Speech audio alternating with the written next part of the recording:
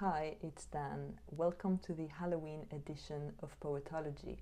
Today I'm going to look at a collection of Halloween poems and tell you about some of my favorites. And then I will pick one poem that I will read out to you in candlelight. So that's today's project. I'm using the Halloween poems collection on the Poetry Foundation website.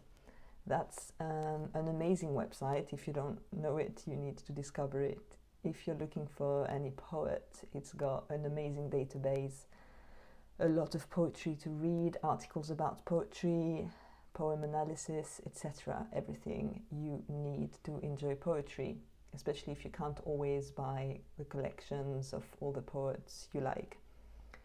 So I'm going to have a look at this website. So here's the website. There's a spooky GIF that I really like. And then underneath you can find all of these poems. And I'll be reading them now. And then I will pick some of them and tell you what my thoughts are. Alright, so I've selected 5 poems that I particularly like, but before I tell you about those 5, I wanted to say a few things about other poems that I have not selected. For example, I really liked Hyde Erdrich's Ghost Prisoner, as well as Halloween in the Anthropocene 2015 by Craig Santos Perez, but both of these have very serious themes, and so they were just not exactly the tone I was looking for, because I'm looking for maybe slightly lighter poems for an enjoyable Halloween fright and not very serious analysis of political issues. So that's the reason why I didn't pick them, but definitely do have a look at them, they're good. I also wanted to say that I've discarded some of the longer form poems because I don't want to read out a very long poem to you at the end. So that's Goblin Market by Christina Rossetti and To Ulalume, a Ballad by Edgar Allan Poe. Both of these are good if you want to make a cup of tea, sit down and just enjoy the whole poem for a while. So now let's look at the favorite poems that I selected. Number 5 is Louise Gluck, All Hallows. And I like the way this poem depicts the landscape at this time of the year, post-harvest, when very little is happening outside in nature. And I also really enjoyed those lines, "This is the barrenness of harvest or pestilence," because that word pestilence unfortunately makes me think of what's happening now with COVID and fewer people outside and everything. So that's kind of this quiet time of year is probably amplified by the strangeness of the situation we're in. And the end of the poem is pretty creepy in a way that I really enjoyed, but I don't want to spoil it for you, so go have a look at that poem. Number 4 is Ava Leavell Hayman's The Witch Has Told You a Story. This is a poem that is pretend written for children, so it reads like a fairy tale. It could be read out to a child if you want to terrify that child. And it's just really scary. Yeah, I enjoyed it. It's written in very simple language for the most part, with very kind of delicious descriptions of wonderful things to eat, but with the knowledge that the child is there to be eaten. You know that from the first line, "You are food." And this idea of like the sister having to feed her little brother so that he can be eaten first is, yeah, deliciously creepy, basically. Great poem, go have a look. Then number 3, I chose William Shakespeare, Double, Double Toil and Trouble, just because I thought I needed a classic. and everyone knows those lines. I also wanted to point out that the pagan folk band Omnia has made an adaptation of that poem, and I'll be posting the link to that below if you want to watch their video. And while I'm at it, I'm also going to post their adaptation of The Raven by Edgar Allan Poe. Both of them are great, creepy songs to listen to for Halloween. Number 2 is Cynthia Huntington's Ghost.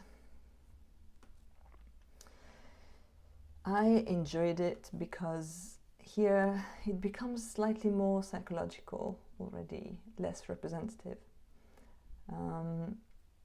And it's written from the perspective of a ghost. And it's just great. It takes its time to progressively move towards its aim, and it's both very tender and a little scary because of the intimacy that is suggested between the ghost and the person who is haunted. Let's see if I can find a few lines. I'll just read the first few opening lines. At first, you didn't know me. I was a shape moving rapidly, nervous at the edge of your vision. A flat, high voice, dark slash of hair across my cheekbone. So I think you can see what I mean. It's like written in a very measured way, a nice rhythm, and you can see that it will kind of weave its web to the point where you're kind of slightly frightened, but also becoming more familiar with the ghost. So the winning poem that I've selected is Field of Skulls by Mary Carr, and I will read it out to you entirely by candlelight, as you should do. The reason why I liked it is because this one, in a way, is entirely imagined. Someone is sitting at a window late at night, and the speaker's imagination kind of runs wild while looking out the window and starts seeing things in the dark, right? Threats in the dark. I think it's a very familiar trope. It could easily be a bit trite, but it's really well textured. The language is beautiful, and I felt like I was just pulled into the poem, and it's something I wanted to read out. So here we go.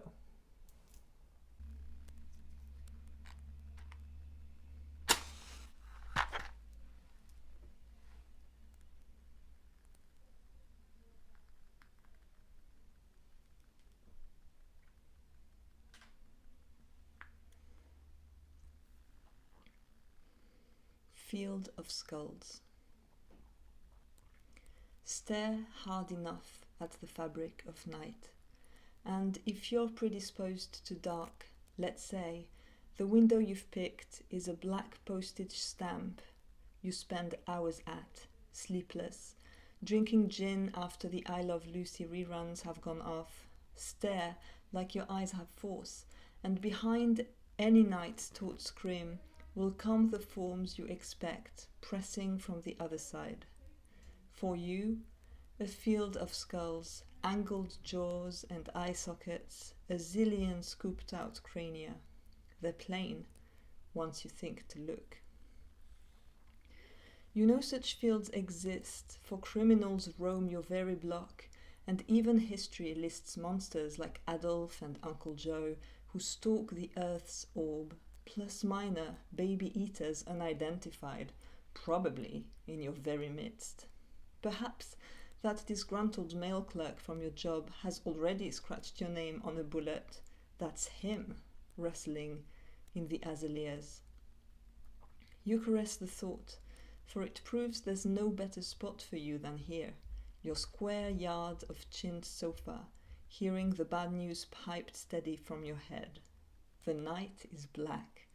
You stare and furious stare, confident there are no gods out there. In this way, you're blind to your own eye's intricate machine, and to the light it sees by, to the luck of birth, and all your remembered loves.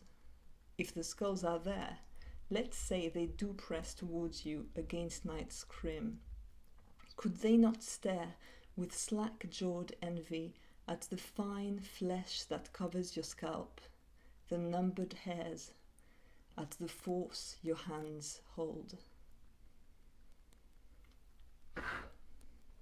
So that was my rendition of Field of Skulls by Mary Carr. I hope you enjoyed that poem. And I really encourage you to go to that website. Of course, I'll be posting the link, and have your fill of Halloween-themed poems. I'd love to know if you have a favorite poem, if you think I've disregarded a poem that was worth more attention, or if you like the one that I've selected. And I hope you have an amazing Halloween/Samhain, and there will be more magical poetry themed discussions coming up next week. I have something planned for you. I hope that will turn out as well as I want, because it's very exciting. And this weekend I will be reading Susanna Clarke's latest book that's just come out, Piranesi. So Susanna Clarke is the author of Jonathan Strange and Mr. Norrell. So I think most people are familiar with her, but she hadn't written for a bit, and that's her latest novel. So I think it's gonna be great. I have high expectations. I'd love to know what you're interested in, and let me know if you enjoy any creepy books for Halloween. I'll see you again next week. Bye.